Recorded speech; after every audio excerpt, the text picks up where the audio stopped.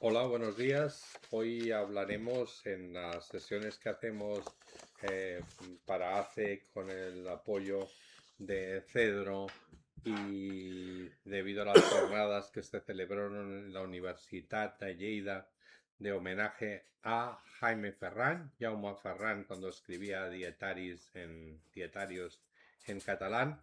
Hemos reunido un grupo de poetas que forman parte también de la Asociación Colegial de Escritores de Cataluña para hablar de uno de estos clásicos de la literatura de la posguerra que tuvo diferentes ámbitos. Un primero en Barcelona, donde estudió Derecho, que era lo que te obligaba a estudiar la familia, lo que estudió Castellet y tantos otros.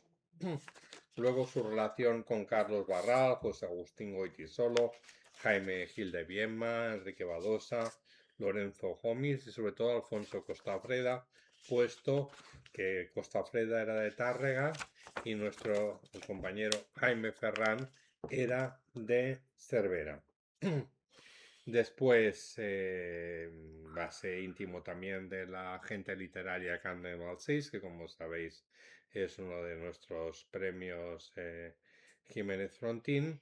Y a continuación, haciendo un auténtico alarde de funcionamiento poético, se fue para Madrid, donde conoció a algunos de los miembros de la generación también de los 50 de Madrid.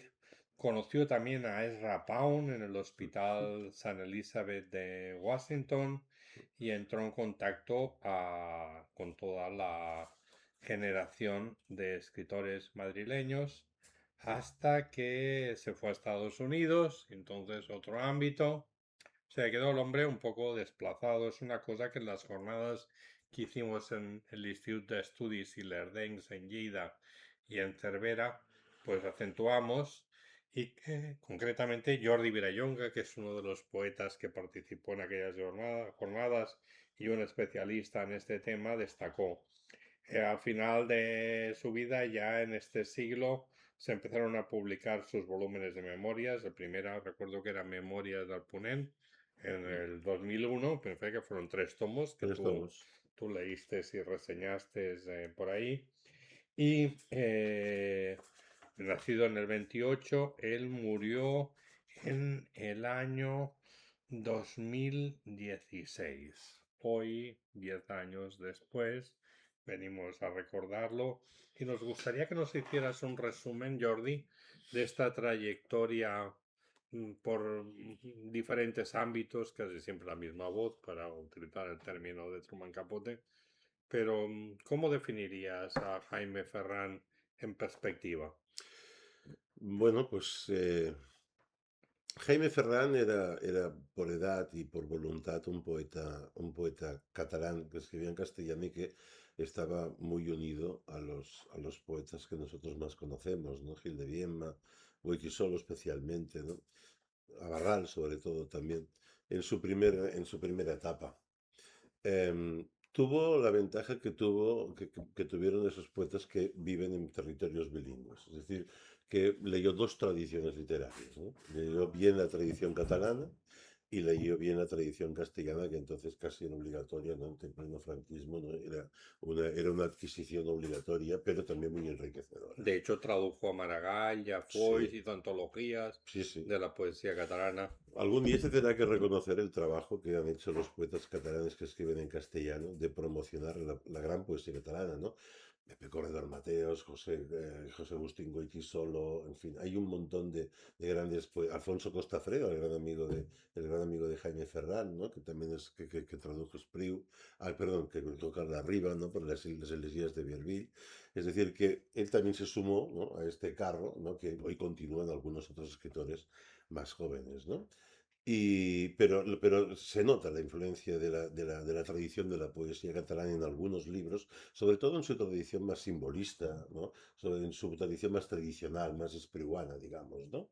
Y, y también seguramente en la tradición más romántica de sus poemas. Es decir, he dicho tres datos, a lo mejor, ¿no? Que uno es el simbolismo, el tradicionalismo y el romanticismo, que están en bastantes de sus libros, ¿no? El romanticismo, no lo digo en el sentido aquel de la sordina romántica, ¿no? De la que hablaba Gil de Viedma, sino más bien un romanticismo casi en el sentido del romanticismo histórico, ¿no? Es decir, es una poesía muy tradicional, presente en sus poemas familiares, los amorosos, los nostálgicos, los de soledad, ¿no? Incluso en algunos de lamento, ¿no? Por lo tanto, él sigue una tradición, ¿no? Que aquí ya se estaba, digamos, en la poesía española sobre todo, ya se estaba alejando. Ya, poetas elegíacos quedaban muy pocos, Costafreda, pero era un innovador de la elegía, y en cambio él sigue esa tradición que seguramente hubiera cambiado si se hubiera quedado aquí. Es decir, lo que ocurre que, bueno, pues cuando empieza lo que se llamó la Escuela de Barcelona, él ya no está. Es decir, él sí que forma parte del grupo de los poetas del 50 españoles, tanto los castellanos, catalanes, etcétera. Pero si te das cuenta, por ejemplo, todos los poetas del 50 que son gallegos, andaluces, etcétera, convergen todos en Madrid. Saben que el lugar de reunión es importantísimo para poder hablar, charlar o manejar lo que tengan que manejar, ¿no? Dentro de las antologías, los premios o lo que haga falta, ¿no? En cambio, yo creo que se produjo un hecho parecido en Barcelona, que reunió, ¿no? Castellet, pues reunió a Jaime Gil de Viedma, Bardal, a José Agustín, etcétera, ¿no?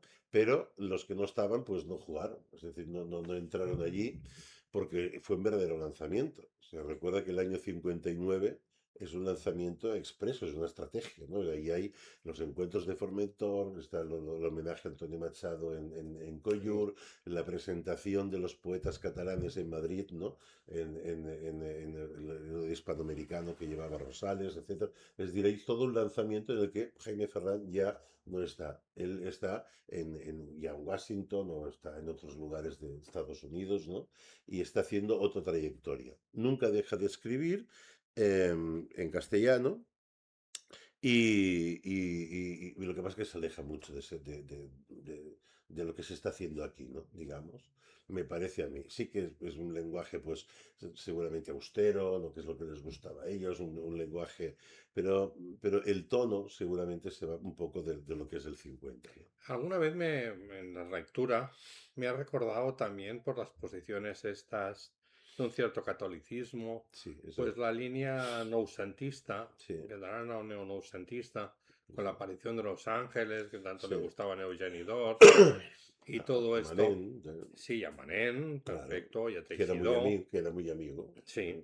Entonces, es eso que dices, con un pie en la literatura catalana, con otro pie en la generación catalana de los 50 que Sí, escribía en castellano, sí, luego Madrid y finalmente Estados Unidos. sí. Un desubicado. Es un desubicado, sí.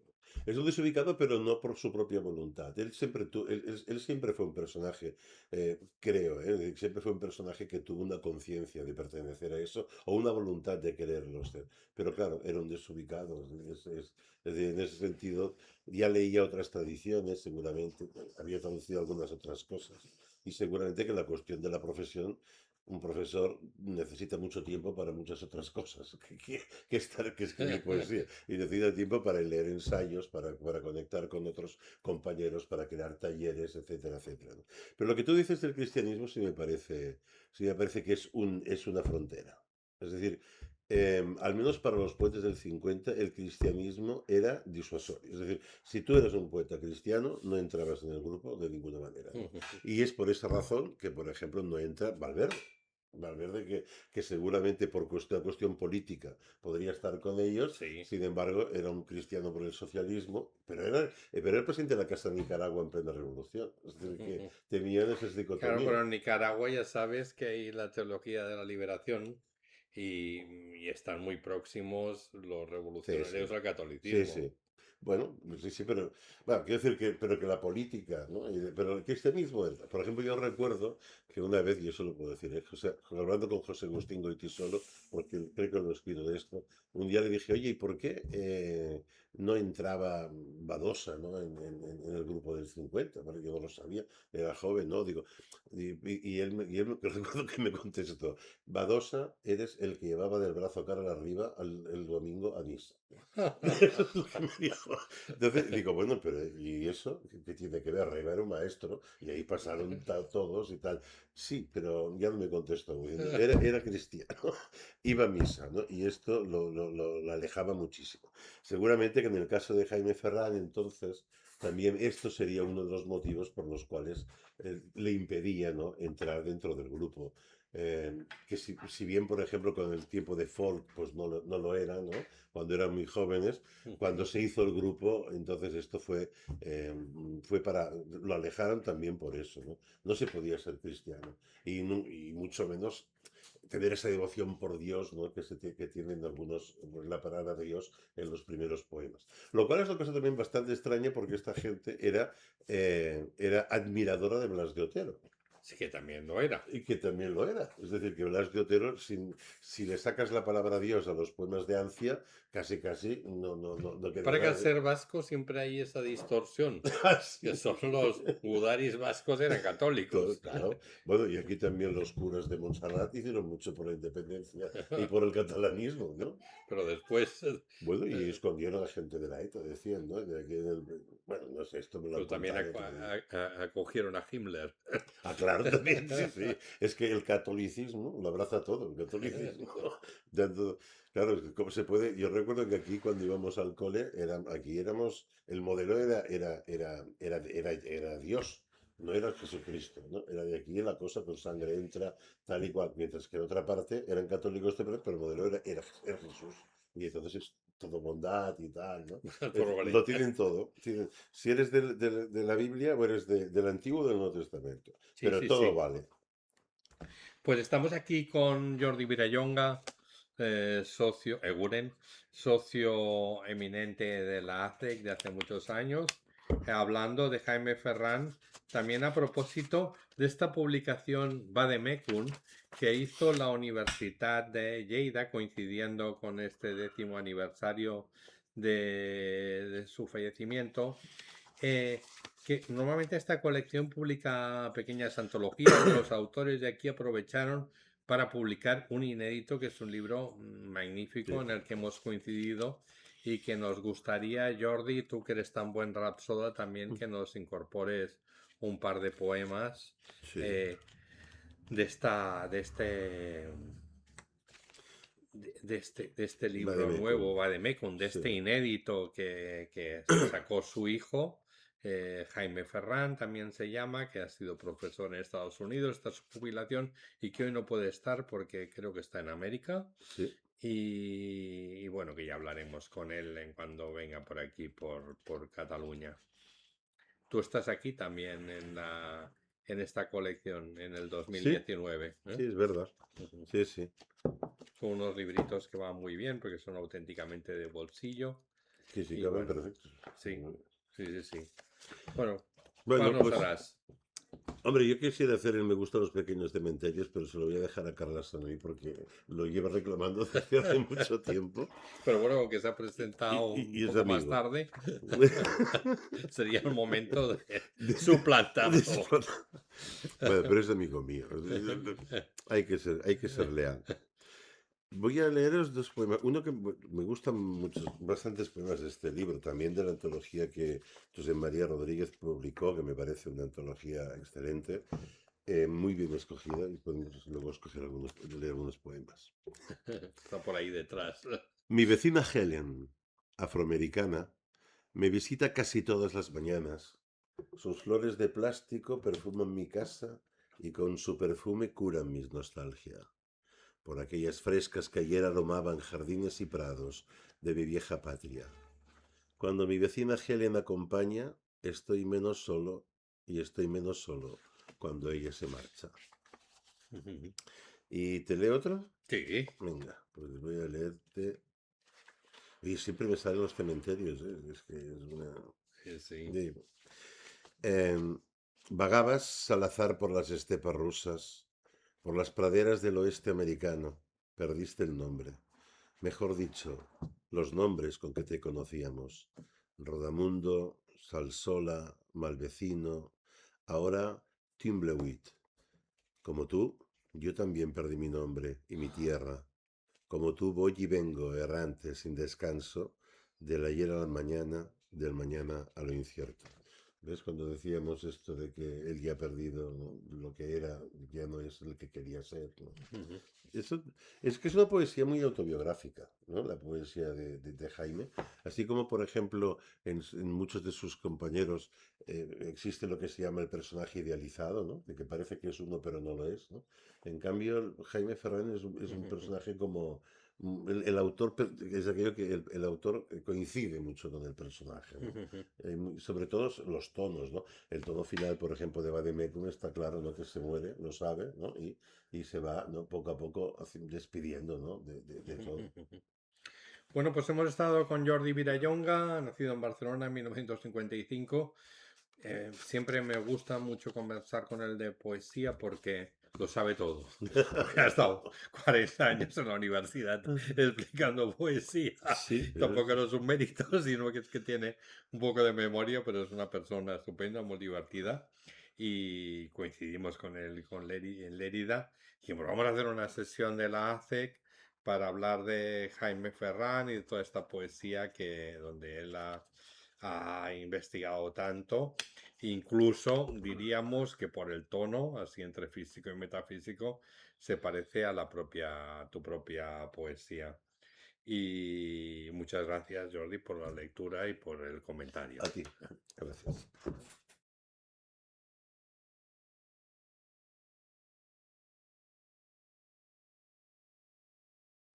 Otro de los poetas que participó en las jornadas de Lleida,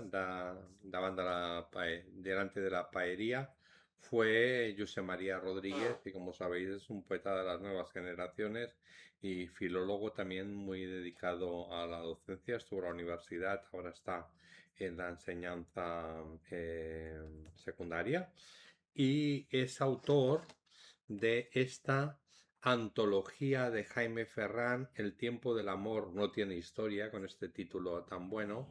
Es una selección y edición de José María Rodríguez con un prólogo de Luis Antonio de Villena, que también estuvo en las jornadas de Lérida, y está publicado por la editorial Milenio de Lérida, dentro de su colección de poesía que también dirigías tú, José María. ¿Qué crees que aporta Jaime Jaume Ferrán en la poesía de la posguerra? Eh, sobre todo poesía, que eso está muy bien. Sobre todo poesía, porque a mí Jaime Ferrán me parece una de esas voces que hay que recuperar. Me parece un poeta que evidentemente está Jaime Gil de Viedma, está Francisco Brines, está toda esa generación, Claudio, Valente, sí, sí. Claudio, Ángel González, Caballero Bonal, está toda esa generación, pero yo creo que ahí también tiene sitio Jaime Ferrán.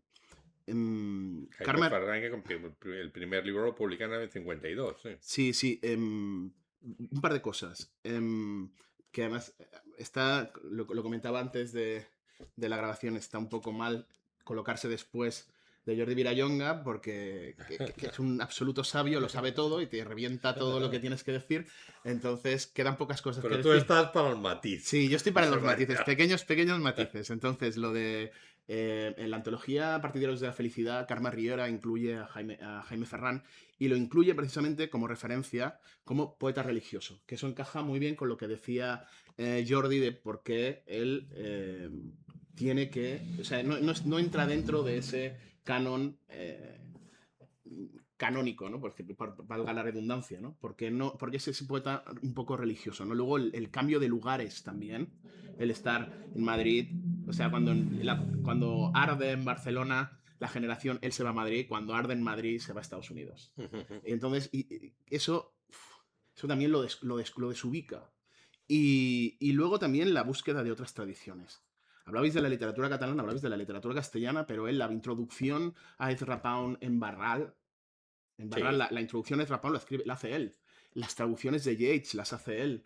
Luego él se va y hace, por ejemplo, una antología de poetas jóvenes colombianos, que es algo que aquí está muy lejos de lo que está sucediendo aquí. Entonces él se abre a otras tradiciones y ese abrirse a otras tradiciones no solo le desubica ya físicamente, sino que también literariamente le coloca fuera de todo esto. O sea, él está en otro punto. Él está en un punto que no acaba de...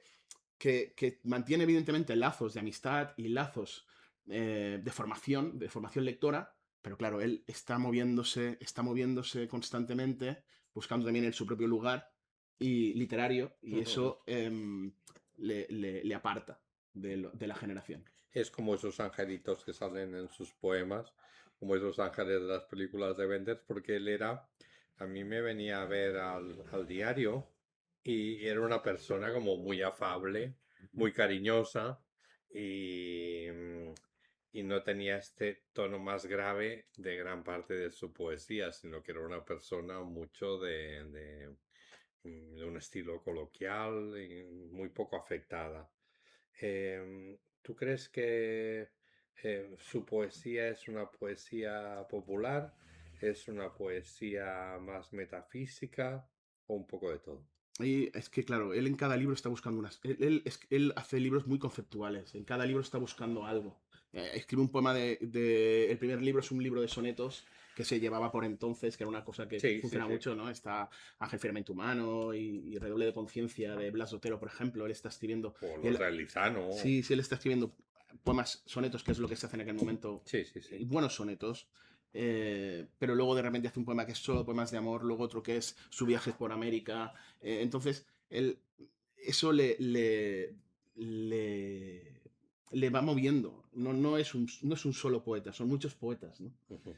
Porque él está en cada momento fijando el objetivo en algo concreto que quiere hacer. Hay un poema, por ejemplo, de Corónica, del 92. Él tiene ahí 67 años o algo así, en el que es una escena con un clavicordio, una escena cortesana, y entonces él habla de la muerte. Pero habla de la muerte, fíjate, lo que tú comentabas, ¿no? De por qué es una persona afable, es una persona con mucha energía, una persona así.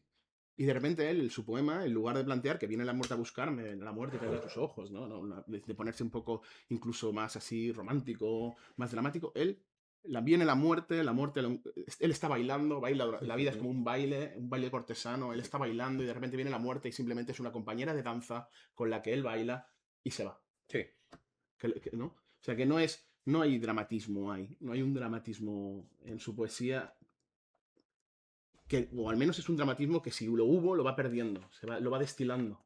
Entonces eso esa persona se refleja en su poesía también, ¿no? Esa voluntad más afable, ¿no?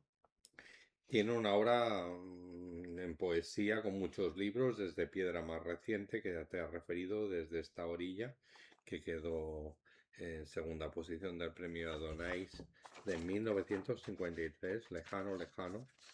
Descubrimiento de América, después el premio Ciudad de Barcelona, Poemas del Viajero, todos ellos en los años 50, Canciones para Dulcinea también, hasta Libro de Horas del 2008. Cuando hiciste la antología, ¿qué priorizaste más?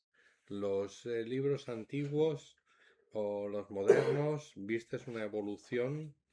No, ¿Crees que la última parte era superior a la primera? no, buscaba poemas que desde el punto de vista, es decir, me planteé yo como lector contemporáneo cuáles eran los poemas de Jaime Ferrán que a mí me iban a funcionar como lector. Es decir, me estuve al margen de libros, evidentemente se salen recogidos todos los libros, pero incluso avancé poemas de Vademecum y un poema incluso que estaba perdido en una revista, Maps, una revista norteamericana. El de John El Coltrane. de John Coltrane. Pero yo no buscaba tanto hacer un libro para la historia de la literatura, ¿no? Para los estudios de literatura, sino buscar un libro para el lector. De hecho, no es una edición sin notas, es una edición en la que yo busqué que el prólogo no quería hacerlo yo, no quería que fuese un prólogo, quería que fuese alguien como Luis Antonio de Villena, que conocía a Jaime y demás, que hiciera un prólogo así como más humano. Y prioricé precisamente eso, ¿no? Que el lector actual encontrase poemas de altura con los que fuese capaz de identificarse, de reconocerse, de verse en ellos, que al final no deja de ser lo que es la poesía, ¿no? Lo que buscamos todos como lectores. Quizás esa afinidad con Coltrane viene derivada de la Love Supreme, que fue ese canto, esa aproximación a Dios a través del jazz que hizo Coltrane, que es la aproximación más directa a Dios en el mundo del jazz, por una persona tan castigada por las drogas como fue John Coltrane. Sí, pero ahí está de fondo libros de vanguardia, está de fondo Jacinta la Pelirroja de José Moreno Villa, y está entroncando con lo que va a venir después, con poetas novísimos, con los poetas novísimos, con cosas que van a hacer los poetas novísimos, Vázquez Montalbán, etc. Está entroncando ya con eso. Es decir, está avanzándose. A mí me apena que ese poema no tuviera continuidad, precisamente por eso que decíamos, de que él buscaba en cada libro un concepto y sobre ese concepto trabajaba, y ese poema se le quedó fuera porque no estaba en ninguna de las coordenadas, no encajaba en las coordenadas de los otros libros, y porque ese poema estaba avanzando cosas que se iban a hacer después, a la vez que conectaba con tradiciones evidentemente españolas de las vanguardias y evidentemente norteamericanas. ¿Por qué no nos lo lees? Sí, hombre, claro. Estamos hablando.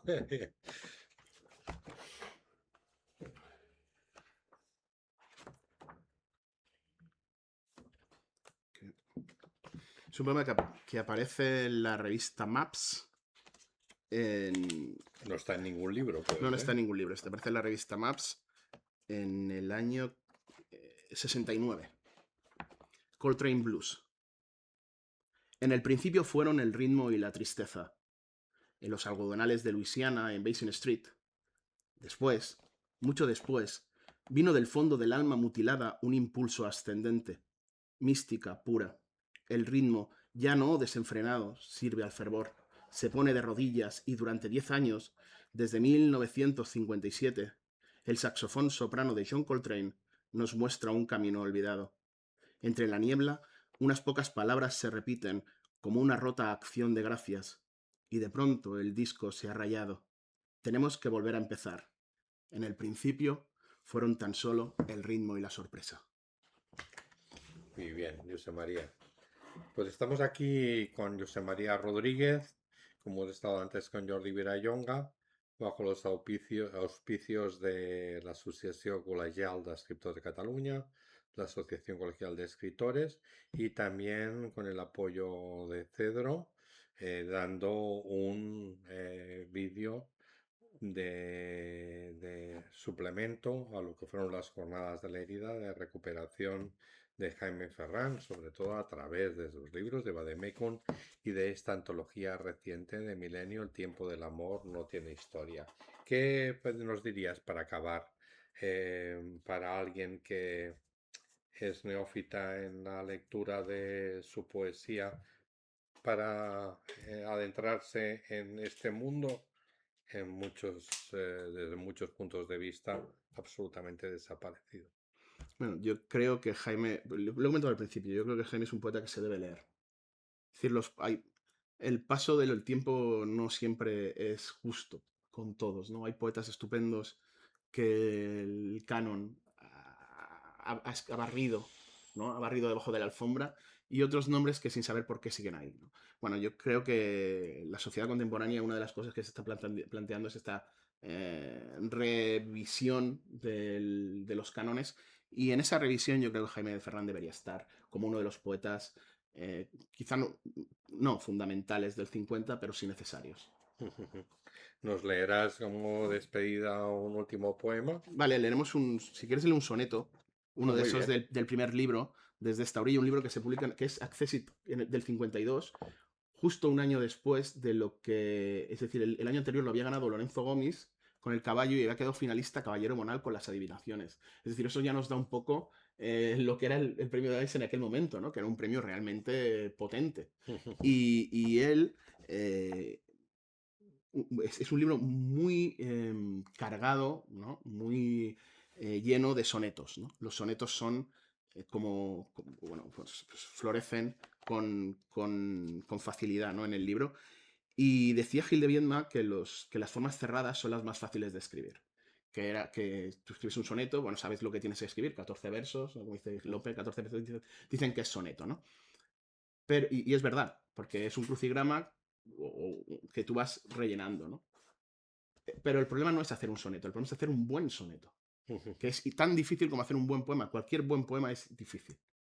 Y Jaime Ferrán consigue hacer muy, muy buenos sonetos, como este que se titula Vivir. Vivir es la costumbre de ir muriendo, de no saber morir. Es la costumbre. Un pájaro de fuego cuya lumbre abrasa el alma mientras va cayendo. Vivir es atender desatendiendo la llanura por ir hacia la cumbre. Es inquirir entre la muchedumbre la senda que se irá desvaneciendo. Es búsqueda y hallazgo a cada paso, para seguir buscando y encontrando la misma aurora, el sol, el mismo ocaso. Es poder descansar sin saber cuándo, sin saber, aquí, siempre, en cada caso, para seguir muriendo y esperando. Muy bien, José María, muchas gracias por haber colaborado en esta sesión de homenaje a Jaime Ferrán, también socio nuestro de los veteranos de esa época de la ACEC, que lo fundaron Barral y Gil de Viema y Lizano y Gómez y Corredor Mateos, algunos de estos poetas que hemos hablado en estas primeras intervenciones vuestras. Ahora hablaremos con Carla Sanui de Balaguer, de Lérida, que también estuvo en las jornadas coordinando un poco todo aquello. Muchas gracias, José Gracias María. a vosotros.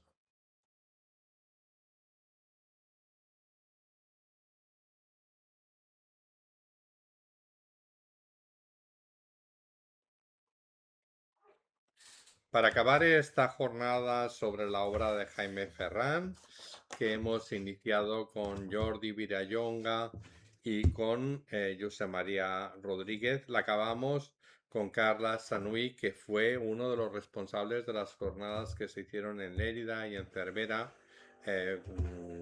para presentar este libro que, como os hemos explicado, era un inédito que cedió su hijo, Vademecum, y también esta antología que se publicó precisamente también en Lérida, El tiempo del amor no tiene historia.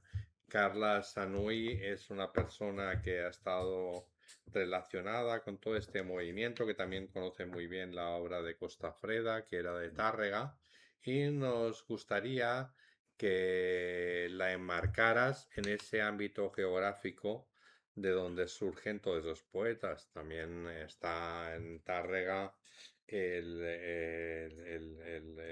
otro poeta, ¿cómo se llama? La Josefina Vidal Ah, y creo que también, este no lo conecto. No. sí, Josefina Vidal Murera y después el que había sido la columna de Urruti Bueno, hablemos de Jaime Ferrán. ¿Cómo lo enmarcarías en ese territorio geográfico concreto? Bueno, Jaime, català, castellano. En castellano, ¿qué? Vamos a ver, Jaime Ferrán, supongo que adolece, entre comillas, de todo este tipo de gente que crece en una ciudad pequeña y que para poder desarrollarse tienen que cambiar de ámbito geográfico, seguramente a disgusto. Pero esa impronta propia del paisaje de los orígenes, pues de alguna manera sigue pesando en él durante toda su trayectoria.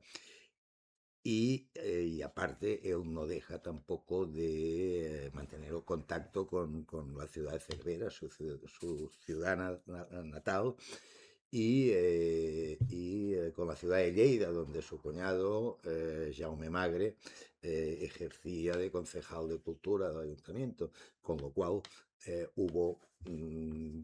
tuvo una participación destacada también en la vida cultural de la ciudad de Lleida, cuando le coincidía con sus desplazamientos desde Syracuse.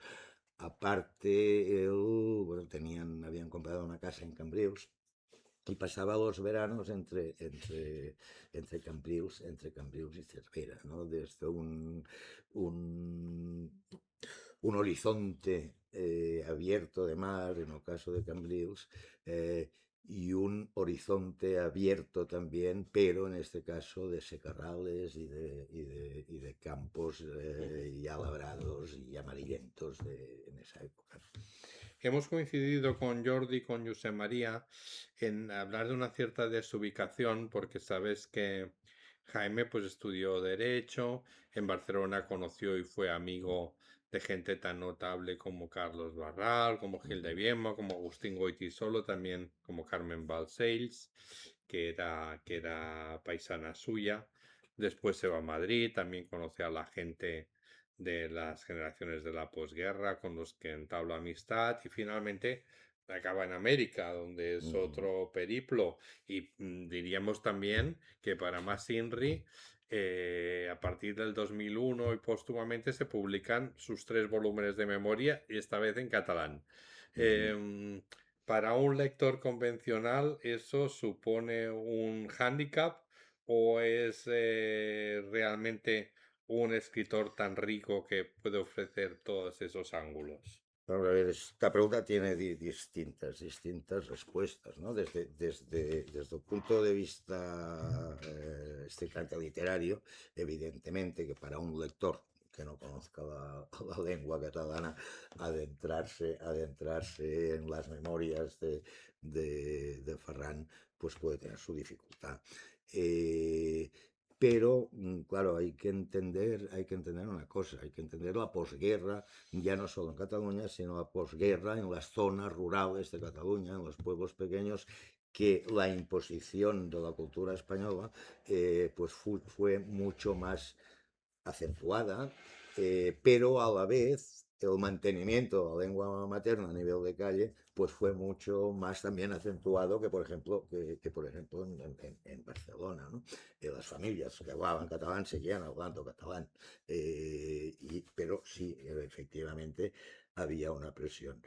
La cultura en general pues era monolingüe española, el aprendizaje era monolingüe español, por tanto cualquiera que quisiera adentrarse en estudios literarios solo podía hacerlo a través de la filología hispánica o la filología en otra lengua, inglesa, francesa, la que fuera, porque evidentemente no existían estudios de filología catalana. Por tanto, cuando Jaime Ferran ya inicia una carrera, una formación y luego una carrera académica, evidentemente lo hace pues en la lengua que en cierto modo les impuesta. Me viene ahora a la memoria el momento en que creo que fue Juan Marsé cuando le dan el Cervantes, ¿no?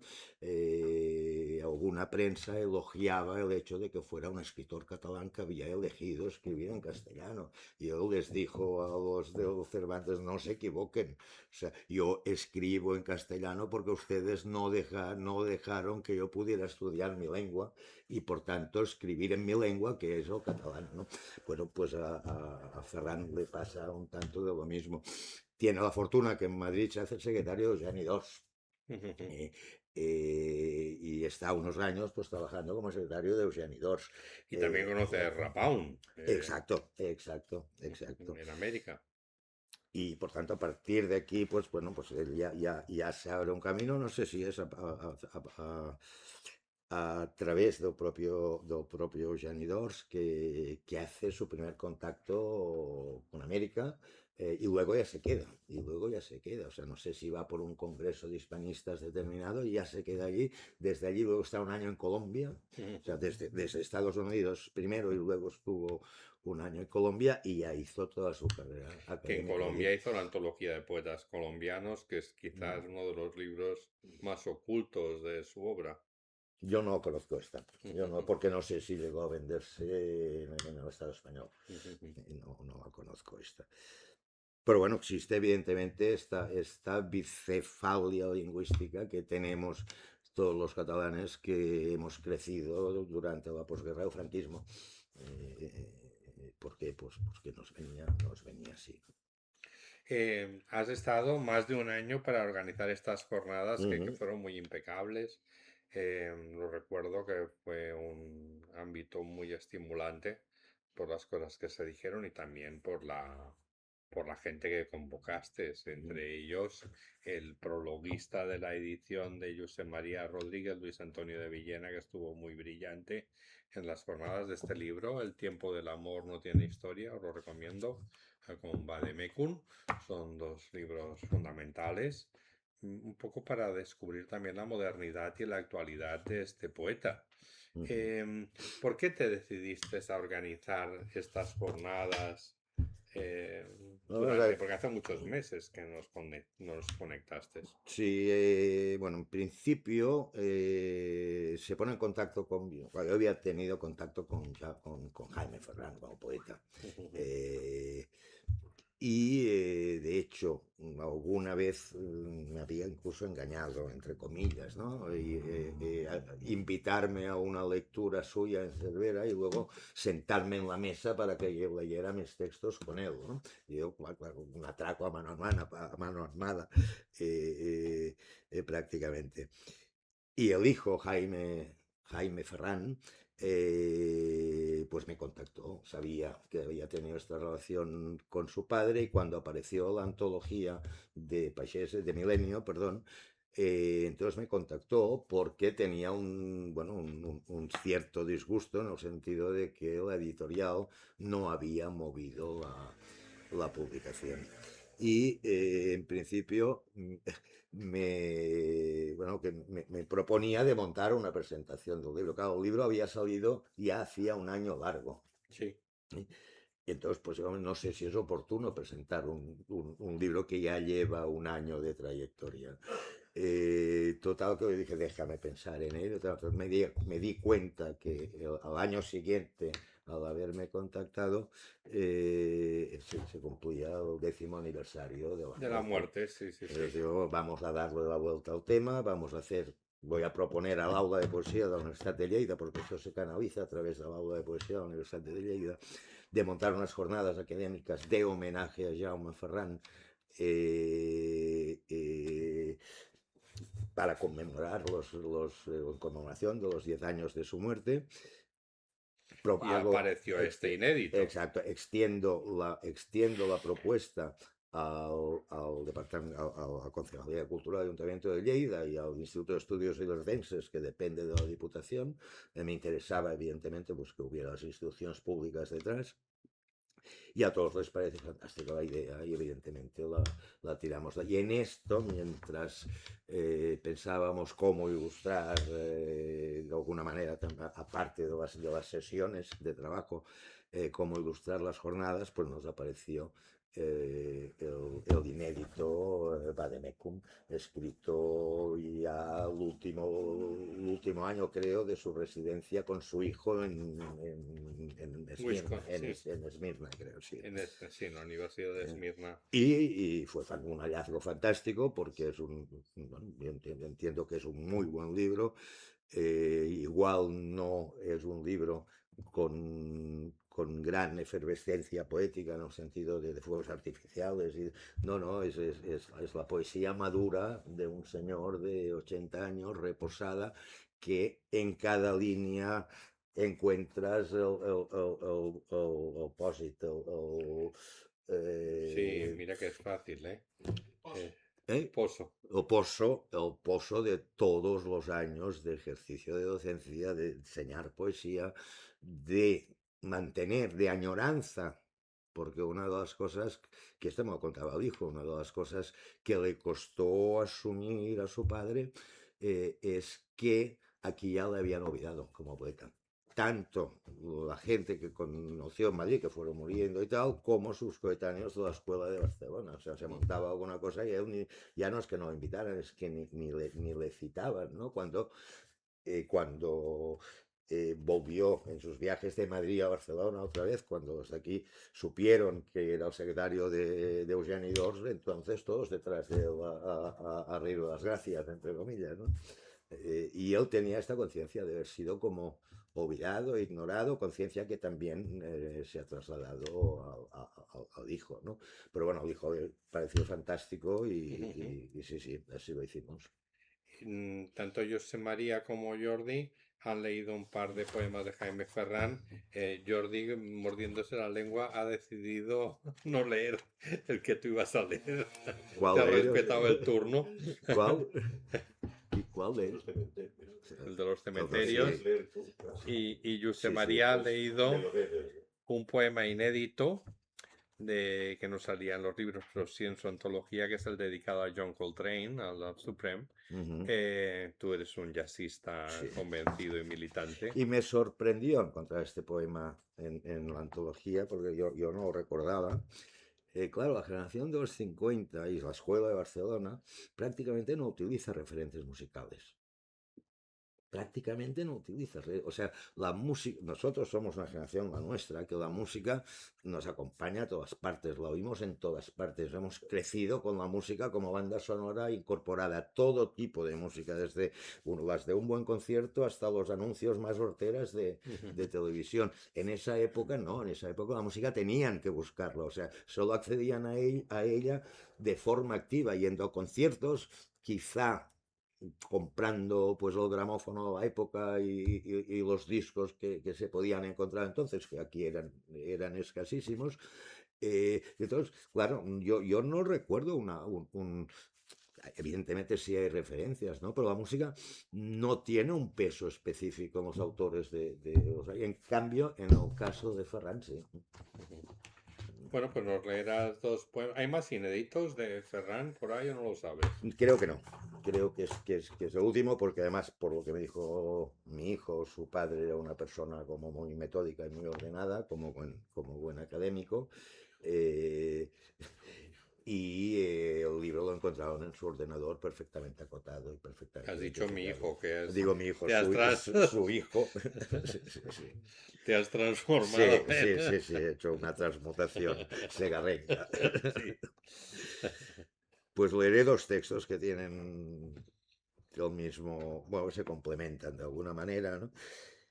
Y es, ya decíamos antes, de su época de Esmirna, por tanto, bueno, él explica... Esmirna en Norteamérica, ¿eh? Esmirna en Norteamérica.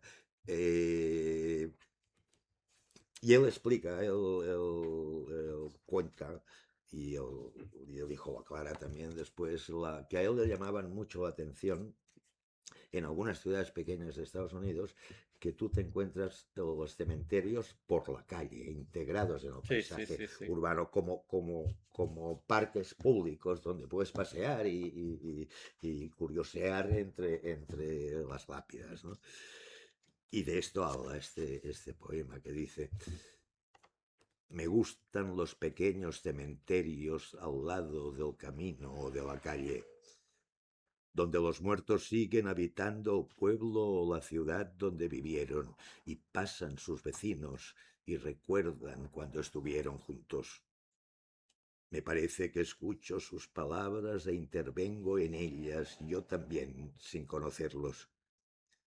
Me gustan los pequeños cementerios, sus toscos monumentos, estelas cenicientas que me acompañan cuando los contemplo.